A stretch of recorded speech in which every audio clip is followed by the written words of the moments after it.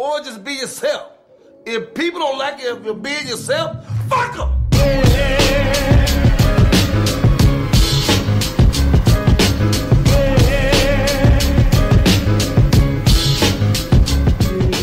It's Big Los, Hollywood Kev, and welcome to another episode of The Noize on iHeartRadio. Don't forget to follow at The Noize Podcast on the Big Three, Facebook, Twitter, and Instagram. And, of course, follow all the beat pages, which I will give you guys the handles to later on in the conversation. Don't feel like doing the whole full run-through. But what's popping, people? Appreciate your patience. I know this was supposed to come out on Sunday, but we actually are recording this on Sunday. And because schedules suck on Sunday, I'm not going to have time to put this out on Sunday. So, happy Monday. Hope you guys' week is starting off pretty good, and we appreciate you rocking with us. Yep. You know, we say thank you every time, so it's just another thank you we like to extend out to the ear hustlers, to all the ear hustlers that are following us on Instagram, and I appreciate all the conversation and all the engagement that we're getting on there. That's dope. Keep doing that. Tell your peoples to do that. We appreciate it. Oh, yeah, definitely. It's always appreciated. Kev, my guy, co-host. I hear that you're doing a reality show now. No, you didn't. So Kev showed me this video where him and his girl they came to an agreement that they're gonna get all this money from this dating show, and it's gonna be called Hollywood Swinging. I told him he should call it the Hollywood Shuffle, but you know he's not really with that idea. So 16 women, they're all vying for your love, correct? Yeah, this is all fabricated. No, that's coming out. You know how big the bag would have to be for me to do a reality show. They're giving everyone the bag to do it. That bag got to be bigger than Joe Budden's bag. He got $5 million. I'm gonna need more than $5 million to do a reality show. So Diddy will have to come to you specifically. Yeah. Are you ready to get money? Are you ready to find love? Yeah. He would have to give me the whole Black Power encouragement speech, and then offer me at least $8 million to do a reality show. Just to do a reality show, at least. No, I feel you. But if you are into reality TV shows, make sure you tune into Reality TV every Wednesday. They're talking about all your favorite guilty pleasures. Just a real quick plug. I like that segue. That was smooth. At this point, it's just natural. That was smooth. I like that. At this point, it's just conversation with the ear hustlers to let them know that we got other shit going on. I want to ask, but I know how your week was. Do you want to share your week with the ear hustlers? I'm going to just tell you guys this. Listen. My week was a mixture of regular life and corrupt America. Oh, yeah, very much so. I'm not going to go into details or anything like that. I'll just say I still have hope for 2018. Oh, yeah, definitely. I'm not going to let a bad week so far mess up my year. It almost did. Came close? It came very, very close. But I'm not going to let that happen. So it's like that meme that I saw not too long ago. Like, I already fucked up. 2019 is my year. That was like day 3. No, I'm not that far yet. I'm still rocking with 2018. But just know, I ain't taking no shit 2018. Right. I'm going to just leave it at that. So my week was a week. I feel that. We'll just go there. Let me guess, you worked this week. Funny enough, not the entire week. Oh. I needed some fucking time, bro. Hey, so I put in. Listen, everybody needs that time, bro. I put in the PTO. Had 2 days off. Cause I already got the natural 2 days off. Right. And I was like, nah, I need to extend this out. Wait. So you tell me you was off, just frolicking at the house. Didn't say, hey, Kev, I'm off. Come through. Nothing. I did say that. I said those exact words to you. When? I will pull it up on Facebook right now. I want to see it. We'll have a conversation right now. I want to see this because now I'm feeling like I'm being left out. You already know I don't do shit. I'm washed. So you just going to leave me out? I'm washed, bro. I'm like mid-30s washed. Let me see. You can't find it because it ain't happened. You didn't text me. You wanted to have all the fun to yourself. See, I know people like you that like to keep the fun to themselves. It's coming from a dude that had 3 kids and had birthday parties and I ain't get invited to, but that's cool. You don't have kids. Don't matter. I like cake. Nigga, to be honest, I like cake. Be honest, I don't even want to go to these birthday parties. Whole bunch of little badass kids running around. I don't want to be there. But furthermore, don't try to switch the subject. The problem is you have fun and you hoard it for yourself. You're a fun hoarder. So I'm not a fun hoarder, one, because there was no fun had. It was just it doesn't matter. Two, you're right. I didn't reach out. I know you didn't. I reached out. I was off Saturday, and I reached out to you. Saturday. We ended up recording the show, but I was like, I'm off. So you can come through whenever you want to chill. You know what I'm saying? We could definitely kick back. I took a nap. See? Why you talking shit? You chose slumber I went to sleep. over bonding with your co-host. You chose slumber over brotherhood. So, fuck you in your sleep. Okay, I can give you that one. But you still had 4 fucking because you days. already showed me where your loyalties lie. And your loyalties lie in the 8-hour sleep. You're full of shit. You're full of shit. I'm full of life facts, okay? Okay. I'm over here about to give you a reality show. I'm about to put Hollywood swinging. You so full of shit, your eyes brown. Ain't that what they say? I don't know. Is that what they say? I don't know. I heard it. See, this is why people think that you're really like 60 because you have all these old school terms and shit. You so full of shit, your eyes brown. Back in my day, I be feeling like that sometimes, bro. I'd imagine with your back. I truly do. I was playing charades with the kids last night, and they didn't know who Beavis and Butthead were. First and foremost, it wasn't charades, but it wasn't who like still plays. It charades? wasn't the traditional charades. It was like on the phone. My daughter had a little phone. You had to put it on it. It wasn't traditional charades. Okay. Bottom line is, the kids didn't know who the hell Beavis and Butthead were. I was appalled. I wanted to throw the whole kid away. We're in that time. Yeah. We're in that time. Yeah. There are people that are turning 20 that don't know who Pac is. Yeah, that's wild. When they were born, Pac was already gone for 2 years. That's wild. Big was gone for a year. So they're coming into Pac the way that we came into a lot of the, like how we came into Rakim. You know what I mean? Yeah. Even though, Rakim is still alive, but to them, Pac is just an urban legend. Yeah. So for your kids now who know who Beavis and Butthead are, and your daughter's 11, right? Mm-hmm. And your son's 8. Mm-hmm. Yeah, of course not. I told you I had to tell, I had to explain to my son where babies come from. The talk. Yeah. And how'd that go? It was interesting. It was so many different points that I wanted to like touch on with him, but I didn't want to flood him with so much information. Mm-hmm. You know what I mean? The major things I stressed was always wear a condom. Right. I said always. I said unless you're married and you and your girlfriend, your partner talk about having kids, always wear a condom. And I stressed to him, no means no. Oh, perfect. I stressed those things, but it wasn't awkward. He didn't ask many questions. The look on his face was like, why the hell would we stick R in? That's the look. Because it's fucking great, son. I told him. That's why I'm not ready to be a father. I told him, I said, look, I said, babies come from when a guy and a girl, I gave it to him the PC way. Mm-hmm. Said when they love each other. I think that's how when two men fall, when a man and a woman fall in love, when two people fall in love, this is what happens. Yeah, I said when they love each other, I said the man inserts his penis inside the woman. Damn, I didn't explain to him that there's movement involved in that. To him, he probably thinks it just sticks Stick it there. You just let it fly, let it rock. I mean, his first time. Yeah, I say it's a lot of dudes. It might be that way. It might be that way. But I let him know. I said something, in turn comes out of the man. It goes to the woman's eggs, and that's where the baby comes from. I said. He had this look on his face like, why the hell we do? I said, it feels good. I said, it feels amazing. I said, sex is very delicate. I said, because it can create people, but it can destroy people. Oh. I said, you'll learn about that as time goes. But for right now, this is where they come from. Always wear a condom. No means no. And he got the picture. He'll sleep on them. I'm assuming when I speak to him today or he speaks to me, he might have some questions. But that's one of those things that I never thought I'd be doing. No, trust me, this is gonna get. The good thing is, I only had to do it once. Very true. The other two, they got their mothers that can tell them that. You can tell them the story. Yeah. But you better hope that story goes right. Like, well, first of all, when it comes down to having kids, always remember that niggas ain't shit. Secondly, you are a goddess, okay? Yeah, that could be how it goes. It can go kind of left. Could, yeah, it can go kind of left. See, that's what I'm saying. I'm not ready to have children because, first of all, when it's finally time for me to start having the talk, I'm going to build the cooties as if it's AIDS. I'm gonna be like, you look at this guy. His name is Eric Wright. He's also known as Easy. He was a famous rapper from back in my time. He got taken down by cooties. You look at this guy. He's from this group. Well, that's how I would show it to my. And you can call me biased, sex, whatever you want to call me. To my daughters, that's how I explain it. You see him? Don't even look that way. don't do that.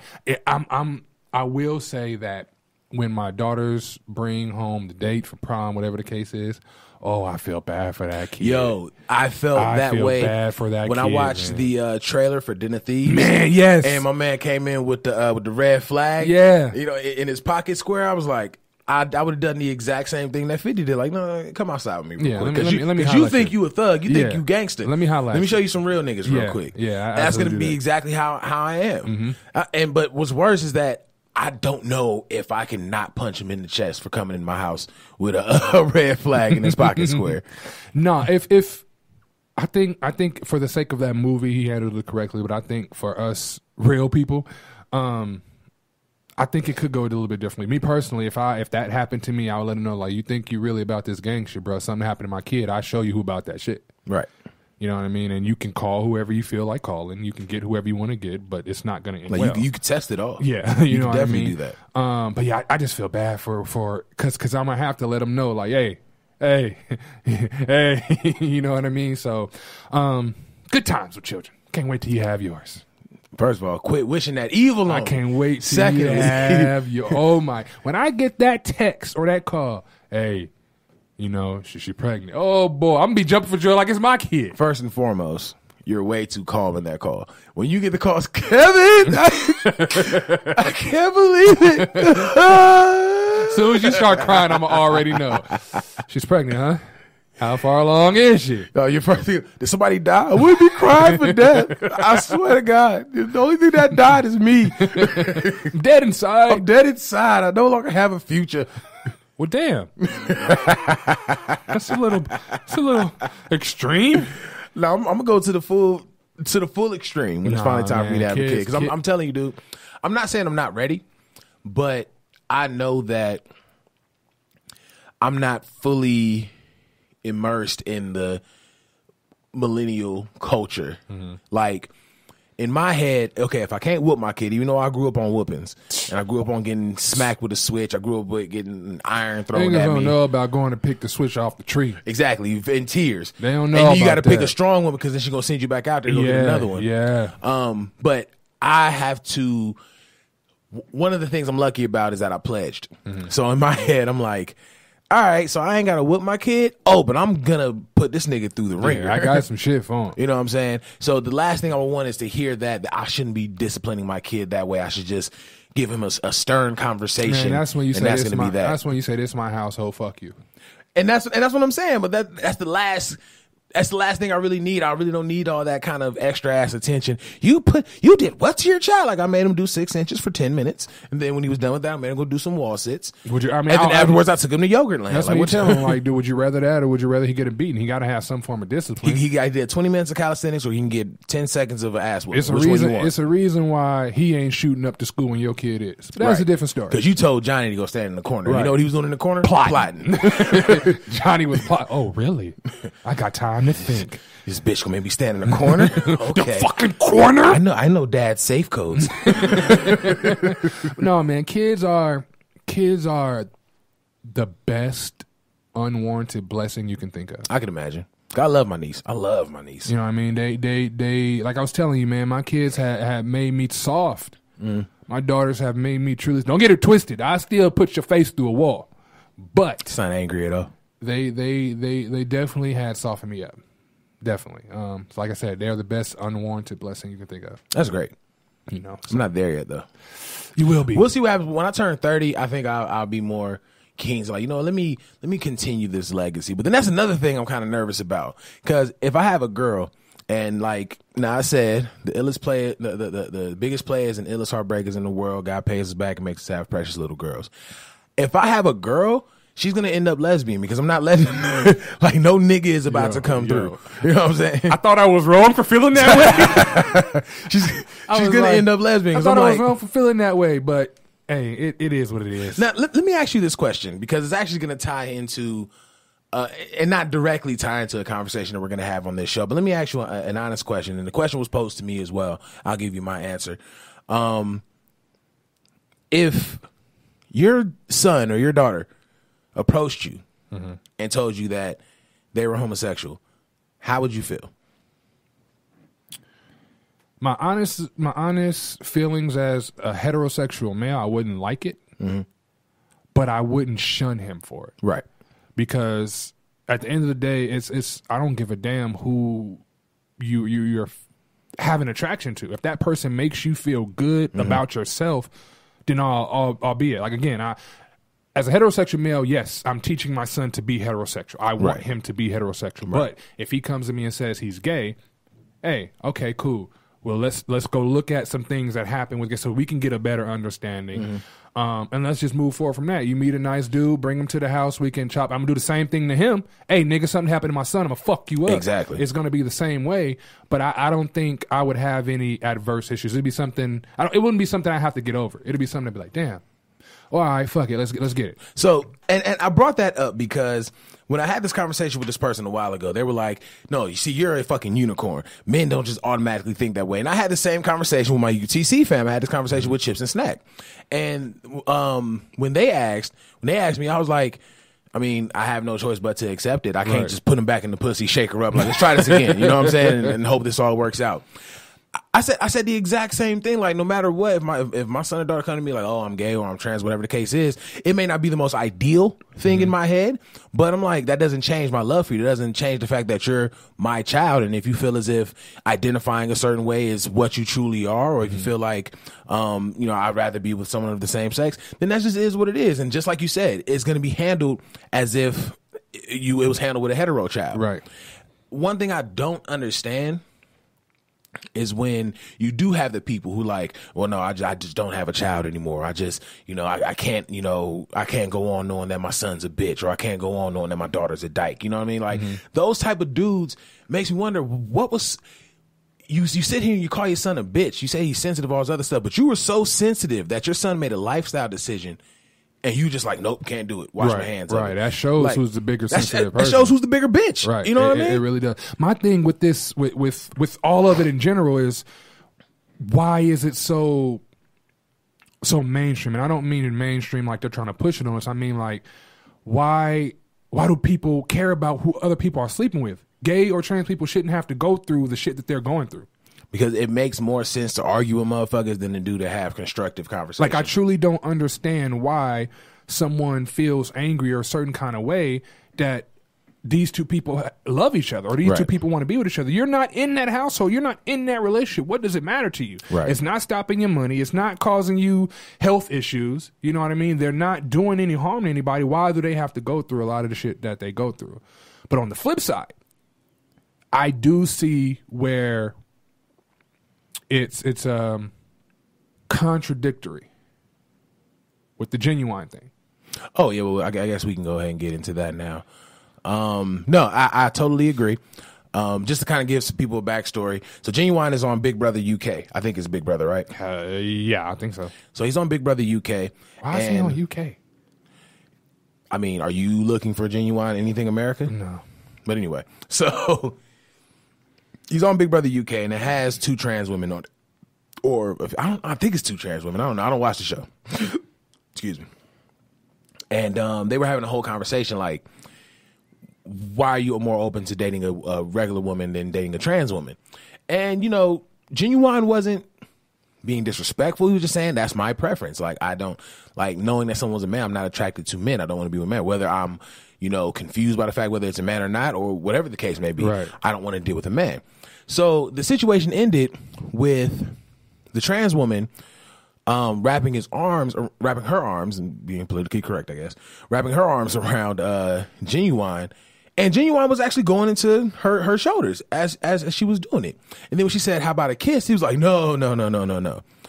And everyone lost their fucking mind. That's blasphemy. Now, I have a lot to say about this situation. Let it out, Playboy.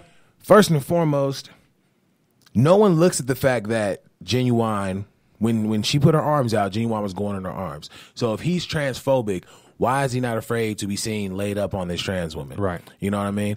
If he's transphobic, why is this the conversation, or why is it being held so peacefully and respectfully? Right. But then when he denies getting kissed on the cheek, flip the fucking narrative. If it was Ginuwine doing the same thing to a woman who said they didn't like black guys, and it could have been a black woman, could have been a white woman, whatever the case is. Mm-hmm. I don't like black guys. Okay, well, how about a kiss? Oh, he's such a misogynist. He's such a narcissist. Right. Like the narrative would have been so different. So I completely feel you when you say that it's a lot of hypocrisy inside of that. Yeah. Because, and this is the third point I want to make. We are officially at a place that we cannot be black men in America. Yeah, I at agree this with you. point, the worst thing to be in America is a black man, because you got the opposition, i.e. white people, that have no problem with us dying and also like ridiculing us in any way, shape, or form they can. You have our own, black people, our own black men who we're either going to say what's up to each other in the streets, or it's going to be a problem. There's like literally no in between. Right. So now we got our own issues. We have black women who do ride for us, but a lot of them create the narrative that black men ain't shit. But if you take everything that everybody does to us in different aspects and flip it, we're wrong. Let men really start posting black women ain't shit, black women ain't this, black women ain't that. You hate It'd be yourself. a fucking field day, and it's self-hate. You're right. I've seen it a little bit. Tweets like that, black women ain't shit. Oh, you hate yourself. You hate your mother. You know what I mean? Like, to be a heterosexual black man in this generation apparently is the worst thing that you can be in the world, and no one seems to recognize this hypocrisy, because the conversation is swinging in their favor. Right. You know what I mean? Like, if I don't want to kiss a trans woman because in my head I know they used to be a man, that's my fucking right. Yeah. If you want to date a white boy as a black woman, do that shit. If you want to date a man as a man, do that shit. If I don't want to kiss someone that used to identify as a man, that doesn't make me any kind of phobic. That means I have a preference. That means I have a fucking type. Exactly. So it just sucks that, and I agree with you. 2018 is definitely the year of the fuck, the bite, and the tongue. I'm going to respect you. And I'm pointing at Kev like your name used to be Kavina, but I'm going to respect you that you choose to identify as a woman. I'm going to respect you. I'm going to give you your misses. I'm going to give you whatever the case is.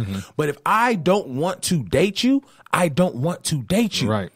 It's the dumbest shit ever, because when it's all said and done, as heterosexual black men, what is it that we have to do? Like what's the rule book when it comes to everybody else, when it comes down to us? Well, you know what? We just got to be yes men. We have to be yes men Fuck to that. everybody. Exactly. Fuck that. But in order for us to not see tweets or comments like that, we have to be yes men to everybody. You know what I mean? We have to date strictly black. We have to want or be open to date a trans woman. We have to be open to so many different things and not be ourselves. Right. The problem I'm seeing with all this is, like you said, we do have our black women that stand up for us, and I appreciate that. Always. But my major issue is the other side of that coin, where you have those black women that say black men ain't shit. You're honestly you're doing exactly what race is doing in a certain aspect. You're teaching something, because I'm pretty sure they got kids. You know what I mean? They can go around the house talking on the phone, black men ain't shit. So their daughters are going to think black men aren't shit. Growing up, of course, dude. The narrative for probably the last decade is that all the problems in the black community strictly stem from black men. Like, there are no other faults that needs to be addressed. And it's bullshit. It's bullshit for two reasons. One, and we get slack for it, whatever. You have traditional black feminists, which are known as womanists, and then you have the extreme black feminists. Right. What I see from the extreme black feminists is a very anti-man rhetoric that gets shared, but then they say all the time that's not the case. But when you look at a lot of extreme black feminists, they hate black men until they get in a relationship. You find out that dick is the number one killer of extreme black feminism. You know what I mean? It go from all this man hate speech, and they can say all day, it's not man hate, it's checking, but let a nigga say any of the things that you said. Even a quarter of what you said, and it's self hate. But then you have womanist like Oak, who's been on Like Water for Chocolate, like who's been on Back to the Classics. Shout out to Oak, she's dope, from Twice Talk, and definitely check out Twice Talk. She gets on and said, being a womanist has nothing to do with hating a black man. Checking a black man for sure, and that I agree with, because there are a lot of stupid motherfuckers out there. I just saw it on a meme earlier where this dude was he was talking about the situation, talking about how if a black man dates outside the race, then he's a self-hater and all this other stuff. But we praise women like Eve. We praise women like Serena Williams, stuff like that. And I'm like, you're making a solid point. Then a nigga gonna comment under it, yeah, just like the black women boycotting Black Panther. The shit wasn't real. It was a troll. You're not helping the conversation. But it's that nigga that gets majority of the attention. Right. And that shit is so whack. And again, you flip the narrative. Let a nigga say any of the things that get said about us, and it's an issue. Even if it's factual. even if it's factual. It can be completely factual. You can pull up statistics behind whatever a black person is saying, and it's going to be seen as the wrong thing. And you know what's crazy? Because I know people are going to probably hear the commercial for it, and they're going to base a lot of their argument on what's being said. If you don't listen to the entire episode, then shut the fuck up. We have nothing to talk about. Because if you heard us praise black women before the case, you heard us empathize with the homosexuals before getting into any of the stuff that we're talking about, and you're going to hear us do it afterwards.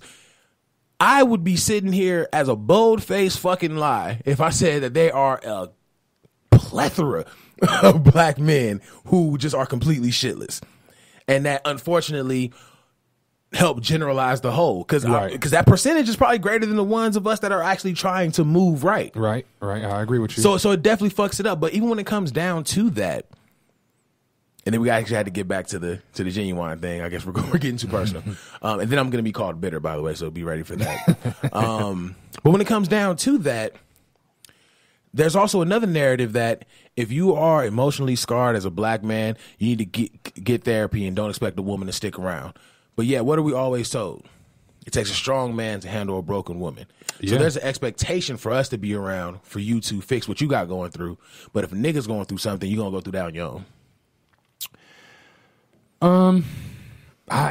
You've hit all the categories. I ain't gotta feel nothing with that last one though. I've seen that a lot.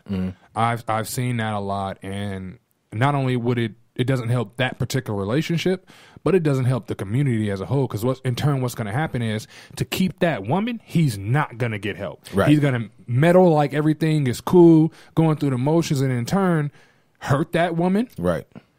They break up, so now she's a scarred woman. So another strong man got to come. It's a perpetual cycle. Definitely. And again, black men, if y'all got issues, get therapy. Really get therapy. I was just gonna say being that. A bitch. Get therapy. Get therapy. Get talk to settled, somebody. bro. Talk to your homeboys if that's what you got to do. But do that. Don't go around hurting people because you hurt. You know. And then you're continuing the cycle. Yeah, hurt people. Don't be. And part on of the that. flip side, if you're a woman that's been hurt by a black man, and that black man is doing everything in his power to show you that he's here for you, if y'all been together 6-7 years and you're still talking about I don't trust you, recognize that you're the problem. And if he decides to bounce after 6 or 7 years, that's not on him. You know what, man? One thing I had to learn with my girl, and it's honestly has to do with my kids from the previous relationship, because they taught me how to move different. My girl now, man, I ask her a lot about her past, not to get jealous or to check her many bodies or anything like that. But I want to know the things that hurt her so I can learn how to love her now. Right. You know what I mean? When she tells me different stories about certain things, and she lets me know how they made her feel, I do my best to show her a different route. Because she could easily say all men ain't shit. Right. Or black dudes ain't shit, whatever the case is. But with me, in turn, she doesn't do that. So I think other dudes need to do the same thing. Instead of asking your chick your past because you want to know the body count, know if she a hoe or not, but you really want to be with her, just learn how to love her. Right. I had to learn how to love my girl. Whatever she did prior to being yours has nothing to do with you. It has nothing to do with you. Because then if she pull your Carfax and then she choose to bounce, you're going to be upset like, wow, you're judging me on the actions of my past. When you know the current me. Bro, it's too much hypocrisy in our community in general when it comes down to men, women, and LGBTQ. It's too much hypocrisy. And this Ginuwine situation was a prime example. Prime example of it. A lot of hypocrisy. Remember when Chingy did a concert out here some years ago? No, I do not. Exactly. So there was this rapper named Chingy. Hey, it was funny you bring him up because somebody came across my TL, the song with him and Jason Weaver. What's the name of the song with Keisha Knight Pullum was in it? That video? One Call Away. There we go. Hey, that song hard. He killed that song. He killed that song and he killed the song with Tyrese. Those two joints was heavy. Which record was with Tyrese? The Every Time I Try to Leave, Something Keeps Pulling Me Back. That was Chingy, wasn't it? Yeah. He got 2 hits. He got at least 2 hits. He got at least 2 hits. But no, carry on. Shout out to Chingy. Wherever he is. He's doing Big Brother UK, which is probably he's probably doing like Big Brother Turkey. Some random country. Big Brother Instable. It's fucking silly. So Chingy came out here and he did a concert some years ago, and I guess a very famous transsexual woman in Vegas, like super duper known. She gets on stage and she starts filling this nigga's dick up, and I'm talking about going in, and Chingy's letting this shit rock. He must not know. Right, exactly. So when he got to the back, probably a couple hours later, he started seeing all these jokes like, this nigga Chingy like trans men. You know what I'm saying? Like going off on him. Flip the fucking people. If someone brought a man on stage, especially a black man, and he started trying to play with the pussy and then messing with her titties, outrage. Oh, yeah. But Chingy got clowned, so then when he got upset about it, all of a sudden Chingy is transphobic. Right. That's touchy. Now, let me ask you this. Do you feel that trans people should have to disclose to the person that they're talking to that they are trans? That one I'm 50-50 on. And here's why I'm 50-50 on it. Unfortunately, it's a dangerous climate out here. There's actually a trans person in Dayton, Ohio that didn't tell her boyfriend that she was born a man. And when she finally told him, he left, came back with a gun, shot her in the head. Right. So outside of the fact of, protecting yourself, I just feel as if it's a slippery slope. It's definitely and unfortunately, a slippery we're in a position we're in a climate right now that you're kind of damned if you do, damned if you don't. Right. I agree with you. I agree with everything you said. I more or less feel that they don't have to disclose, but if I ask you, boom, that's where I'm at. If I ask you, don't lie to me. Don't lie to me. Right. You can be mad if I don't want to continue messing with you. You know what I mean? I understand your feelings may be hurt, but you can't fault me for my preference. The same way you had the opportunity to choose, give me the opportunity to choose. Exactly. Yeah. Exactly. Give me the opportunity to choose. You know what I mean? Now, if it turns into something where you ask me and I say, all right, fine, whatever, I'm good with it, and then I flip later on when it start coming out, then you got some ground to stand on. But if I see that look in your face, I was just using me as an example. Don't you dare make a joke about me. I wasn't. I seen the look. I'm being attentive. I seen the look. There was no look there. But I just would prefer, if I ask, be upfront, be honest. Ultimately, that's what I was saying, just in long form. Right. You know what I mean? Like, this isn't something you have to just come out and just be like, okay, I was a man. Right. But if there's somebody that is legitimately interested in you, and he sparked an interest in you organically, and not just from looking at you, okay, damn, she's cute or whatever. Right. If he asks you straight up, are you a man? Like the dude that in Dayton, he didn't know she was that she was born a man until they were about to have sex, and it didn't look right. Or she still had her dick. It was one or the other. I can't remember which one it was. He felt like he was in a bad That's spot. a bad time. And if you're in Dayton, 9 times out of 10, it was probably in the hood. More than likely. So it was I think it was actually Cincinnati. Either way, they was in the hood. Had his boys find that out, it was a wrap for him. So he felt like he had to do something. Now it definitely was not the right. Sure, thing wasn't the right move. Right. But yeah, that's like you said. It's a slippery slope with that. And again, there are a lot of trans people that get killed over stuff like that, Right. which is unfair. Right. However, when that's how you find out, anything can happen. It becomes a completely different situation. So yeah, I agree. You don't have to just come out nowhere.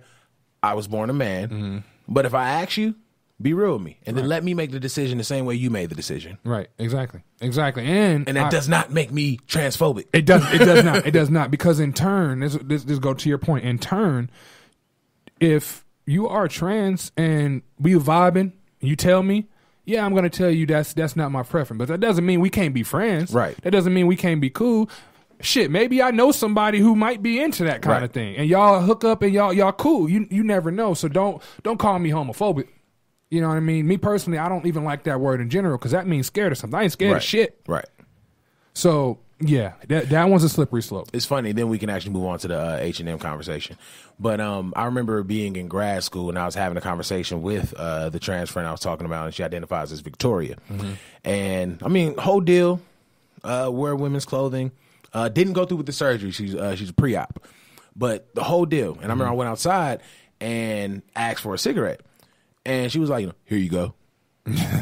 And we're having conversations, and she's trying to be as macho man as possible. I had to cut her off like mid-sentence, like, you know, you can be yourself, right?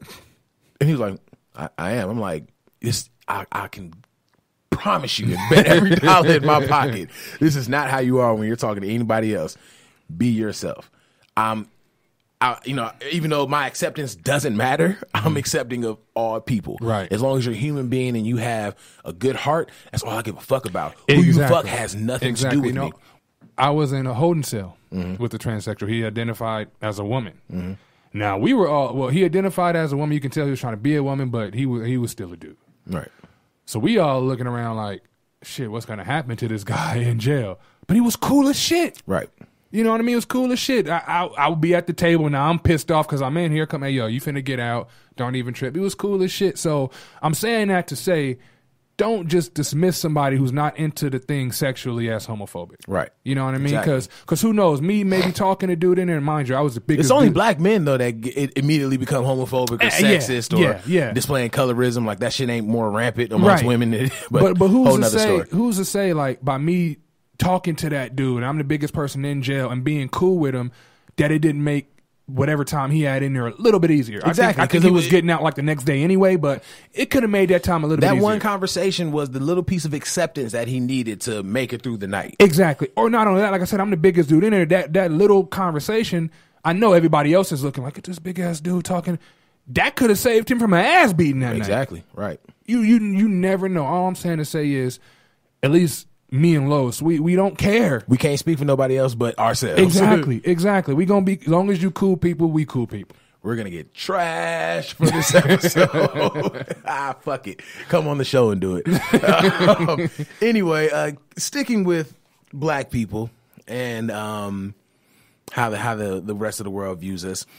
And I've had this conversation with a few people, and I'm finally able to collect my thoughts and give an opinion on it. Just to catch people up, even though I know they already know. H&M, they released a new line of kids apparel of their winter apparel, whatever. Yeah. And all these other, races, they had these, cool little hoodies. Then you get down to the black boy, dark-skinned black boy at that. Mm-hmm. And his hoodie says, coolest monkey in the jungle. Now, the issue with that is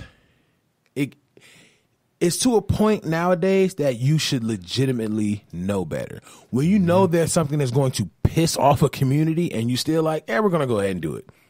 Like, that shows you that there's no one in that boardroom of color to be like, that's a bad idea. Well, let's put him in the king of the whatever, and let's put the white boy in the coolest monkey in the jungle. Right. Cool? Right. Like, they could have got what's the white boy with the big ass nose that just got done getting teased with the racist parents? They could have put Keaton ugly ass into that sweater. But and it wouldn't have been no issue. But what you don't realize is this is the narrative that we've been dealing with for years. Right. We got called monkey just as much as we were called niggas. Right. You know what I mean? So when you put a black kid, a dark-skinned black kid at that, into in a hoodie that says coolest monkey in the jungle, and think, oh, well, this is going to fly. Right. That's not how shit works, bro. Absolutely. I agree with you. That's tone deaf and culturally clueless. The issue with me is there's a chain of command before that stuff comes out. Mm-hmm. So you had multiple people review this, and nobody said, hey, maybe we should try something else. What also bothered me is, which I tried to explain, I had some tweets and I tried to explain, I seen a lot of people bashing the mom. Oh, yeah, we definitely attacked. Yeah, this is before all that shit came out. They were bashing the mom, and I was explaining to them that these models, they don't try on every piece of clothing. Mm-hmm. And I seen this with me designing my own clothing. What they do is they have a model wear something. They have a model wear one piece of apparel, and then they just Photoshop it the same way we Photoshop shit. They can Photoshop on that same model. Mm-hmm. And I was explaining that maybe the mother didn't know because when they were taking these pictures, it was in something completely different until the shit came out. Right. I think they could have definitely handled that differently. The only thing that puzzles me about this is maybe they did it on purpose. And that's what I'm saying. When you look at these corporations and they do, they put a black kid in the coolest monkey in the jungle, and then Adidas, and it hurt my heart. Adidas, they had their poster that says Predator, but there's no shoes on it, ain't a shirt on it. It's just a nigga looking in the camera. And he looks like, I'm going to rape you. You know what I'm saying? And it says just Predator above his name. Yeah, I'm like, listen, Y'all have been calling us these things for years. Right. Fucking even Hillary Clinton said you got to bring these people, bring us to a heel because we're predators. We're super predators. Super predators at that. This has been a narrative for years. So you're going to use this as your promotional efforts and then wonder, oh, this isn't tone deaf. But see, this fucking Kendall Jenner. You take an iconic picture during an actual black protest. A woman put, giving a flower to one of the SWAT people. And that stems from another protest of a woman putting the flower inside the gun or whatever. You take that and like, hey, here's a Pepsi. You know what else can change the world outside of peace? Pepsi. It's tone deaf as fuck. Yeah. How can you understand what the climate is and still think this is cool? Let's let this shit pass. I'm gonna tell you why. Not in the case of Pepsi. That's neither here nor there. But in the case of H&M, they put this out.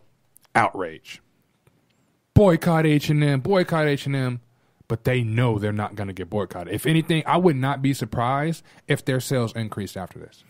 If their sales do increase, it's going to come from the majority. Well, yeah, I believe so. Because they're going to be like, that's freedom. That's freedom to promote, freedom to express. But I truly believe that H&M did this to cause outrage, to start conversation, to potentially boost sales, though. Because there's no way that I can think these people with these degrees, all these people with these degrees, y'all so smart, right? You're so smart. Really looked at this picture and was like, yeah. That's it. I mean, somebody had to take the picture. Somebody had to edit the picture. Somebody had to review the edits. Somebody had to go back and edit some more. We had to say, okay, this is good from the boss. Okay, this is good from the other. It's so many people that had to approve this picture. Somebody had to be like, yo. That boardroom is the equivalent of you and I sitting here talking. Hey, bro, you think women like Transformers? Yeah, so they do like Transformers. Yeah, all right, cool. I'm gonna give my girl a Transformer for her birthday, and she gonna love it. Right. That's what I'm saying. Like, as men, we can't have a conversation about what a woman's gonna like, and then once it happens, be shocked and like, what? She didn't like the Transformer? You don't like Optimus Prime? It was Bumblebee. Swear to God, it's yellow. Don't you like yellow? You know what I'm saying? Like that's not how it works. So you got a room full of white people. Yeah, I like this. Yeah, I like it's green. Kids love monkeys. Right. You know what I'm saying? Like, fuck out of here. That's what happens when you're culturally clueless. That's what happens when you have no color in your board. Like, even if they had a Hispanic person, they'd have been like, listen, this is wrong. If y'all really want this smoke, we're going to get that smoke. Yeah. And it was very simple because they could have easily switched up. Easily. So that leads me to believe his hoodie was purposely put on him. Somebody photoshopped one of the white girls that was in the thing, and her shirt said "coolest cracker in the box." Yeah, I seen that. I seen an Asian kid that said something about noodles. It was like a play on words. But see, that's that shit I hate. Like, don't reach out to other minorities and shun them because of what's being done to us. Like, that's like, I just saw this kind of conversation. I want to say it was on Don Lemon, and if it wasn't Don Lemon, it was some CNN, or it could have been Anderson Cooper. Don Lemon went off these past couple of days. Yo, welcome to the dark side, Don, for real, because he was definitely a white boy, like his first, early half of his 2012, career. But the latter half, he's like, I'm a nigga, still nigga. You know what I'm saying? So welcome, Don. Get that lineup fixed, Lord, please. If you're gonna be on this side, bro, his shit is never crisp, never. Like, ever. He's seen by millions with a messed up hairline, with the most fucked up hairline. Like, bro, listen, you're one of 3 black people on TV. We need you to fix this shit. Right. But anyway, either way, fuck. What was I saying? Oh, boom. Dude on CNN with the Trump shithole comment about Nigerians and I forgot which other Haiti. And Haiti. No, yeah, it's Haiti and somewhere else. Yeah. But anyway, his shithole comment. And, dude was even saying, like, at one point we called Asians slant eyes. We called black people niggers. We called, Hispanics wetbacks and all this other stuff.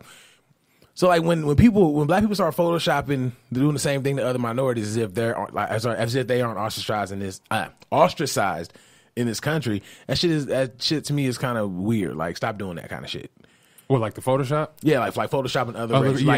That shit. The person that you want to understand how it feels are the people that think there's nothing wrong with what happened. Exactly. And 9 and 3/4 times out of 10, it's white people. Yeah.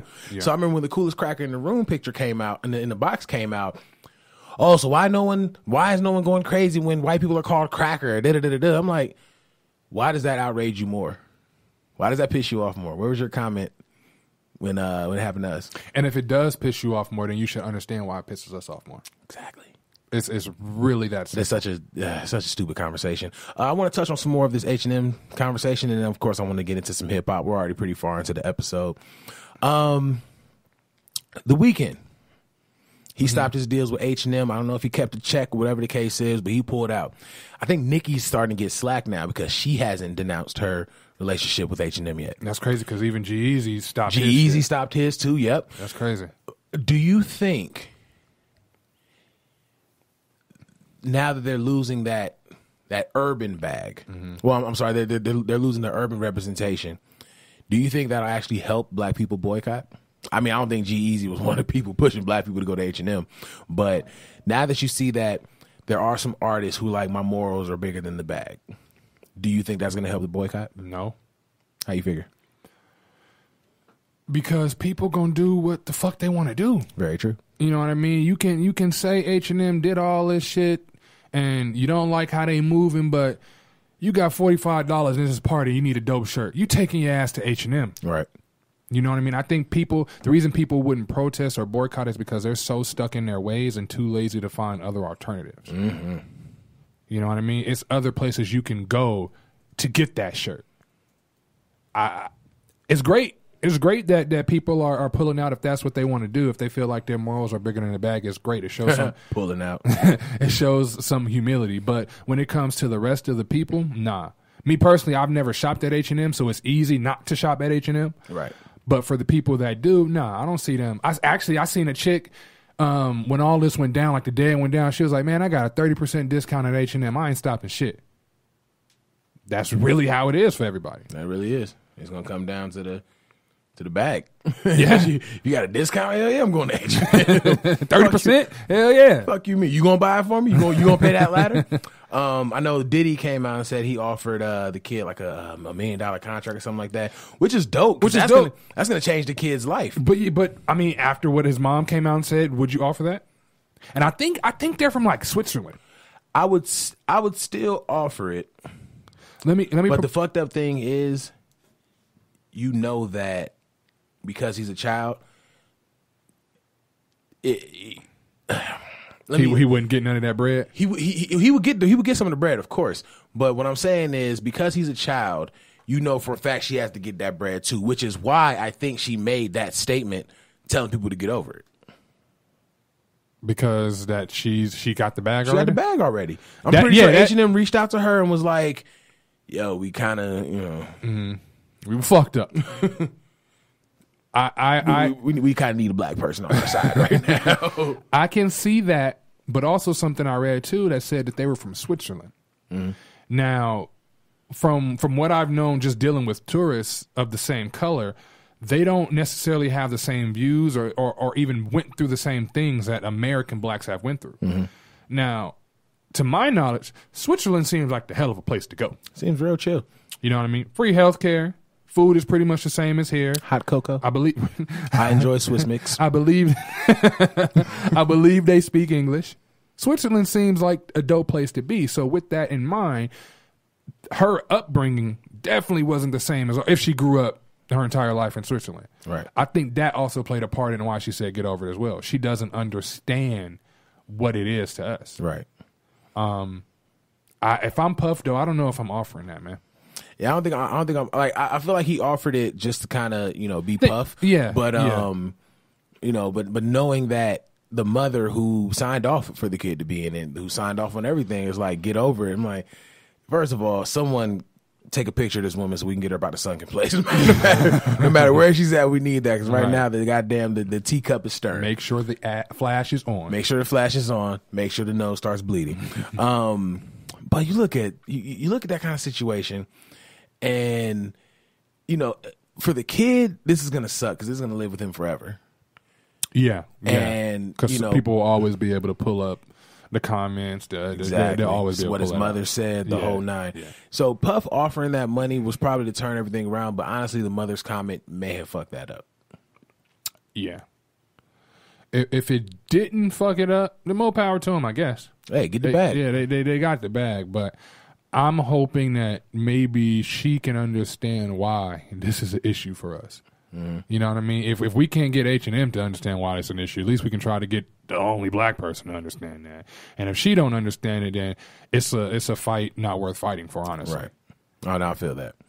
Last thing, I'll just make this quick. Hella H&M stores in South Africa got ran the fuck through. I didn't even know they had H&M in South Africa. Hey, they got everything in South Africa. South Africa be popping. I know it's not like what America what America tries to portray it, but I just didn't know H&M was that big. Right. But a bunch of them got ran through in South Africa. Black people don't do that shit. Nah. It was funny, don't get me wrong. And then part of me was like, good. You know? But this doesn't help this doesn't help say that we aren't monkeys in the jungle. Exactly. It doesn't help that. And I think their anger is misguided to the wrong people. If I come into work and you trashing my shit, bro, you're hurting me. I don't work for H. I gotta clean this shit. I have to pick this up. I didn't do this. If I was there, I would have told them, no, this is not gonna work. Right. They need to force or direct their anger towards the corporate. CEOs and corporate. You know what I mean? They should have went to corporate and tore some shit up. Nah, then you go to jail. Shit, they might go to jail for this. Nah, that's South Africa. Yeah, but we don't know how their rules get down, but from what I've seen, being in many malls that were vandalized, they just get kicked out. Like, that's all it ends up at. Get out. Well, I mean, I guess that's all you can do if they come in there and really start messing shit up. Yeah, you're not going to fight them. Hey, take your monkey ass up out of here. Exactly. This is why we think you're monkeys. This is exactly why. Oh, man. What you think about Budden and M, man? I remember we had this conversation. We touched on it a little bit. And I think M's comments now, because at first I was like, damn, M really did come at Joe. But now I'm like, M's comment was just addressing everyone who said something. And I think we're just so thirsty for beef that they were like, he's talking to Joe. Right. Now, Bizarre, including himself. You're right. Bizarre and 50. Now, if you know me, you know I rock with 50. But then 50 more so just promoted, because he used the line from a movie and just used Joe Budden's photo, because as of right now, he's kind of the target. You know what I mean? Yeah. So I don't think it was a jab at Joe. I think it was just like, throwing shit out there. It wasn't one of those harmless jabs. To me, it was like a harmless jab. It was like, yo, we ain't got no beef, nigga, but hey. 50 has said worse and done worse, more direct to other people on social media. Absolutely true. I don't even know if he deleted that, but the Bizarre thing was bizarre. I didn't even know this dude was still around. You know what I mean? And according to Budden, M and Bizarre haven't spoken to each other in years since Proof died. Now, with that, it's believable at one point because we haven't seen a lot of, because this is where I feel bad, because I'm like, I respect everyone in hip hop, but I can't remember the nigga's name. It was either Denine or Conniva. Mm-hmm. It may not even be either of them two. No, it was Denine. I think it was Denine. I think. But anyway, one of them took over as M's stage man, right, as his hype man. Deny. It was Deny. Okay, cool. So from the performances I've seen, I haven't seen them. You don't see a lot of D12 together. What is Conniva doing? They're probably not doing what is nothing. Swifty McVeigh doing? Honestly, ever since Proof died, that thing shit just kind of fizzled out. You know what I mean? Yeah. So that's where I'm like, could be some truth to it, but then also Joe has said some very extremely wrong things. Joe sometimes sound like me in the earlier days of the Noize. And with that, I don't know what the case is, but one thing I do know is if you and I haven't spoke, whether it's a few weeks or a few months or whatever, if somebody I know is talking shit about you and I know your reputation is too strong for you to reply back, I'm in there. I'm tagging in. That's no problem. That makes sense. So it's like, I respect Bizarre for doing it, but he shouldn't have been the one to do it. Especially when they said that Royce is a mutual friend. Yeah. If anyone should have said something, it was Royce. Yeah, Royce is like I kind of feel if it is what the media is portraying it to be, Royce is the person I feel bad for. Oh yeah, because he's stuck between a rock and a hard place. Now, granted, and we had this conversation on our messenger as well. Royce is going to choose M, and the reason I say that is because remember, I want to say it was 2 years ago. and Joe had a whole fucking spiel towards Shady Records and everybody involved. Royce said straight up, "You don't want to do that, my nigga.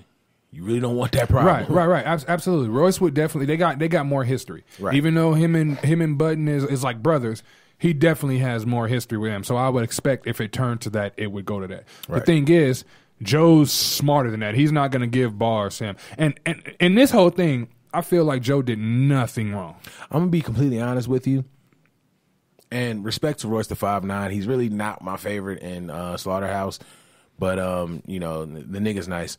But to me, I've always found that to be clown behavior, to where it's like you have a loyalty to both of us, but because your loyalty is deeper with this one person, if we have a problem, instead of de-escalating the situation, you're just going to ride with him like you and I have no kind of history whatsoever. See, that's where we're saying he would ride with him. We don't know if he would actually de-escalate the situation. From what it seems like, he would de-escalate the situation. I can only go off of the last thing I saw, and that as soon as he saw potential smoke towards Shady, he created potential smoke towards Joe Budden. But I'm saying I didn't see. By then, they were already Slaughterhouse for about 3 years. Oh, so this is what you're talking about is old then. This was maybe, I can't even, I want to say it was right around the time he started beefing with Drake. When was that? That was like 2 years ago. So about 2 years ago then. Or last year. No, not last year. That was it. It was either 2 years 2016. I get confused because we're in January. I still feel like 2017. It was 2016. So it was 2016, and, you know, as soon as Joe said something, Royce was quick to jump in like, "Hey, bruh, I'm let you know right now, you need to relax." When that could have been a text message like, "Hey, dude, look, you're putting me in a real hard position, but you really need to understand that that's not the problem that you want." You know what I mean? Right. I agree with you. I agree with you 100%. But I'm also saying, who's to say that he didn't send that text right after he messaged? You know what I mean? True. Very true. That's that true. Could be a thing. I was hoping for bars personally. I'm a fan of both of these gentlemen. If hip hop stopped today, I've said this before. If hip hop stopped today, these two are in my top 5. So it hurts me to see some of my favorite MCs having a little spat with one another. However, I wanted to see bars. I'll tell you right now, every which way. When the word got out that M was dissing Joe Budden, I was like, please, if I open up this record and he says Joe, Joey, everyday struggle, anything that was just so direct, I'm like, Joe, please respond, because these are going to be some of the best battle bars I've ever heard thrown. That easily in the last 10 years. That probably would put lyricism back on the map. Here's why I wouldn't. M has never been a bad rapper. Right. Never been a bad rapper. M's album is considered trash strictly because of the production. Even we think it's trash because of the production. Right. Hip hop ears are so defined with what the beat is, what the tempo, and what the feeling is we get from the record, that lyricism went completely out the window. Now, with the remix that he's actually dissing, that he's allegedly dissing Joe Budden. And by the way, he killed that shit. Exactly. Ate that shit alive. I'm like, you should have did this 20 times on the goddamn album. You know what I mean? So with that, no one necessarily cares about lyricism anymore. Because again, niggas was like, Drake got a ghostwriter. Fans said, so?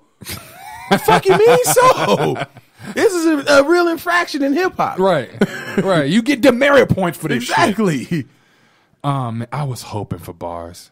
It was one of those things where I was hoping for bars, but I wasn't hoping for bars because I want them to be friends. I only want my favorite rappers to be friends. The rest of you niggas, they can be beef with.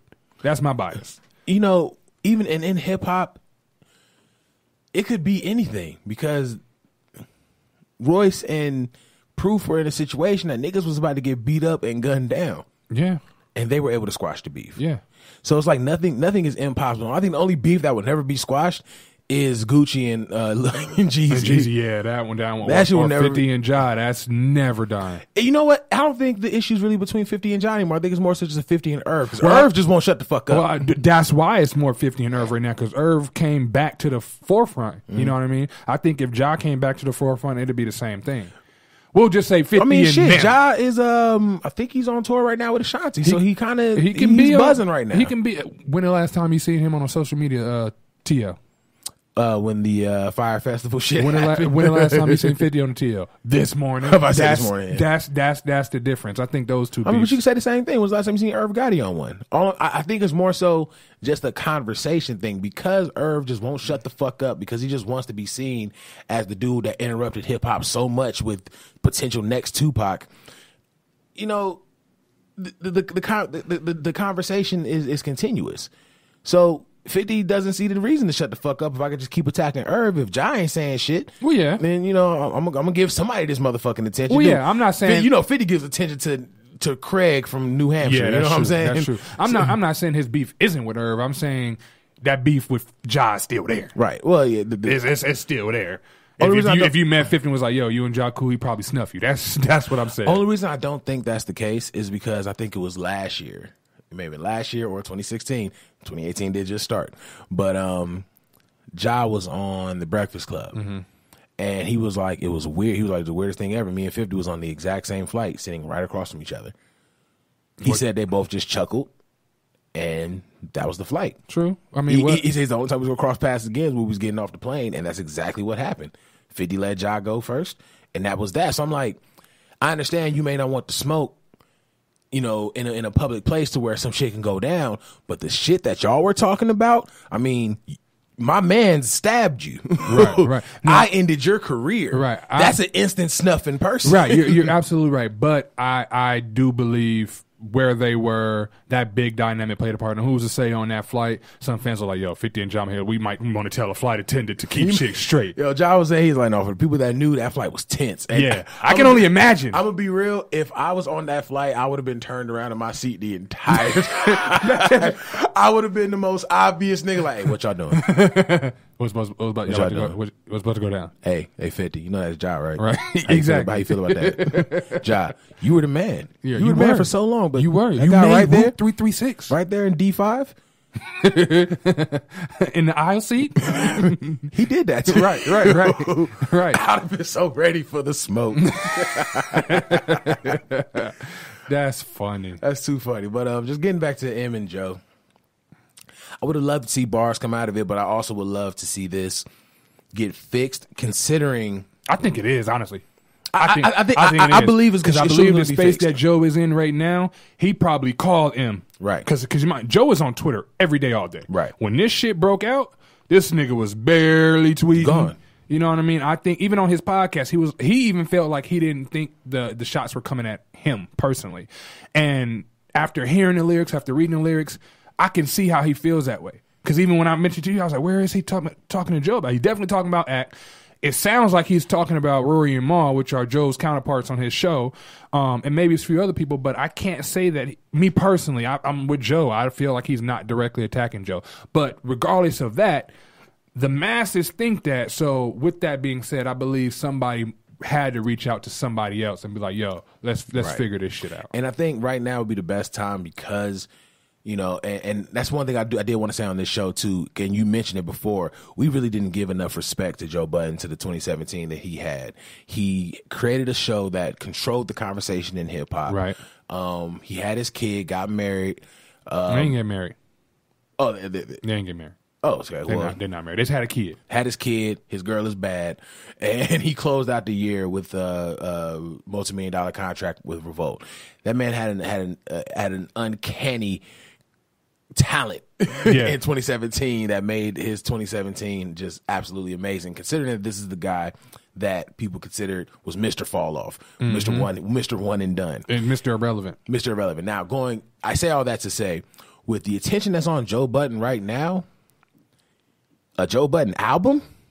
Oh man, and it's funny you say that with the right production and actually an actual single. Oh man, Joe would do something great for Shady right now. Yeah, you're absolutely. It's funny you say that because on one of his podcasts, Ma was like trying to explain to him why he was telling him the same thing you said.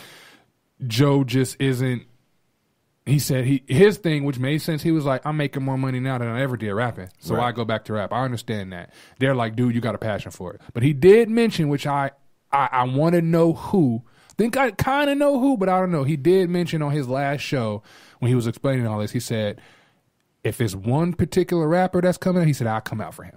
Now, who do you think it is? Honestly, I think it's Big Sean.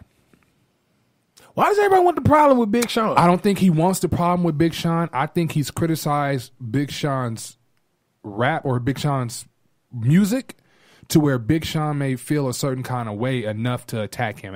And I think because when he was still on Everyday Struggle, they was talking about it. That's why I kind of think it's him. I don't know anybody else who would think to try Joe. Right. Besides and Big Sean definitely thinks he's better than everybody. Yeah. Even though he's dope. Even though he's dope.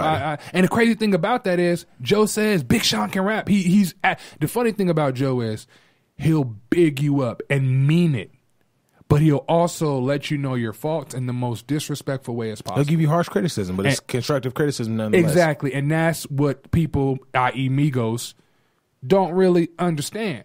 You got if you're dealing with somebody with a complex mind like that, you got to understand that they move, they speak a little bit differently.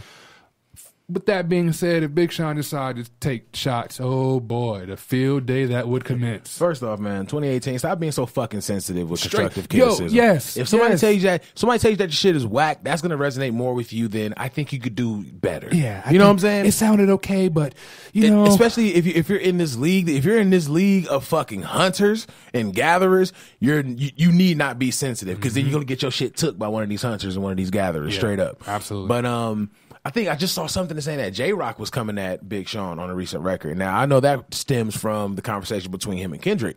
But, I mean, I think Big Sean is a dope artist, and I fucked with a lot of his mixtape shit.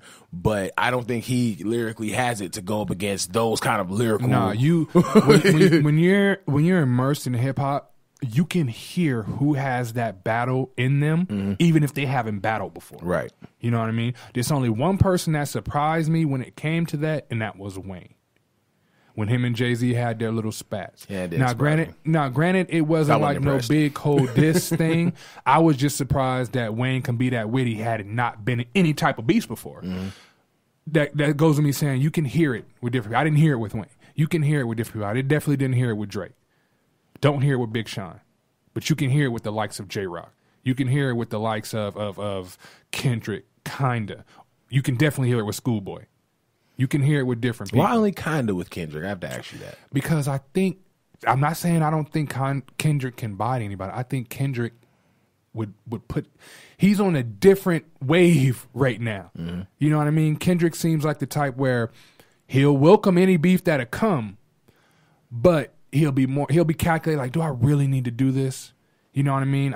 For somebody like Big Sean, I think, yeah, he'll take shots. You know, they got their thing going on. I think he'll definitely take shots. For somebody that's in that lane, yeah, he'll do it. But I think I can hear it with Kendrick, but not all the time. I think one thing with Kendrick is because he's so conscious in his records, because he has such a positive motivation, people forget that Kendrick's an animal. Right. And the reason I know say he is. His lyrical ability compared to how a lot of these cats go about their things, Drake is one of those, come on, you want to fight? Fight me. Let's do it. Fight me. Kendrick will punch you in the mouth. Right. Because Drake was throwing shots at Kendrick for so long, and then Kendrick went on BET Cypher all those years ago. And nothing was the same since the Control, and then we tucked them sensitive rappers back in their pajama clothes, turns to the camera and goes, ha, ha. Like, it's a punch in the mouth. Like, who else could he be talking about? Yeah, who else? You have to assume who Drake is talking about. And no shots at Drake, because personally, I think that his record stores, Meek, were great.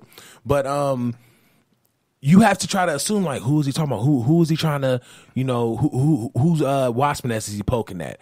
Kendrick's like, I'm talking to Drake. Right. I'm talking to him over there in the back. And then you look at the friendly competition he created with Jay Electronica and Big Sean on Control. So much so that the fucking song got dropped. I don't give a fuck what nobody say. That nigga dropped that song because Kendrick ate that shit alive. Yeah. And he wasn't ready to be outshined from where everyone was already saying he was being outshined. It's funny because that is one of my, I think that might be my favorite Kendrick verse. Now, my favorite Kendrick verse is from Black of the Berry. Those are actually all my favorite verses from the nigga. Listen, it's funny you say that because that was the one in my head. Those were the two I was talking about. I was like, this one, or this, the only reason I said Control is because when Control came out, and I remember this day vividly, and I'm about to get shit when I get home for this. Remember this day vividly. I was at the gym. My boy was like, yo, you heard the... I was like, nah, I ain't here yet. I listened to it. That song made me so fucking hype. I had goosebumps. I got into a fight that day. Yo, that shit wasn't my workout list too, but just Kendrick's verse. Yeah, I got into a fight that day. Now you could say it was because of the song. I don't know, but that's the way that verse made me feel like hip hop was Big back. Sean J, Electron, Tyson McMillan. I got love for y'all, but I'm trying to murder you and niggas. that's me personally. Make sure your core fans never heard of you niggas. Kendrick will kill somebody in beef, bro. Me personally, I'm not saying he won't. I'm just saying he has moments where I'll be like, nigga, you really about that shit. That's basically the way I can put it. Have moments where I'll be, you really about that shit. But no, it's funny because when that verse came out, bro, like that particular line is exactly how I felt at the time I was trying to go pro. It's how I felt. Like, we all boys, we come in here, we laughing. But the moment we're on this court, I am trying to rip your throat out. I'm a goon. Like when a nigga said, they don't want to hear not one more down a verse from you niggas. Yes, and that was so hard. Mac Miller was like, I'm about to have some fire adjectives. But I'm saying, but he understands that hip hop, no matter what friends we're high fiving with, this is still the jungle. Yes, and there's only one king. Exactly. Now with that, we can stay on Kendrick before we wrap up.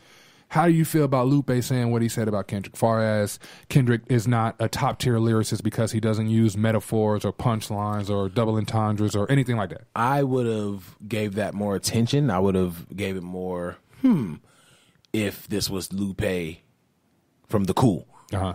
Lupe has been going on such crazy fucking tangents that I don't know if he's serious or if he's just trying to get attention. Mm-hmm. Like, this is the same dude that said Obama was a racist. This is the same guy that performed that very song at an Obama lunch and got carried out by security. Lupe has been doing so much to get that attention that I don't know how to grasp that, because to say that he's not a top 10 lyricist because what you think qualifies as being lyrical. So if that's the case, Lil Wayne's a top tier lyricist.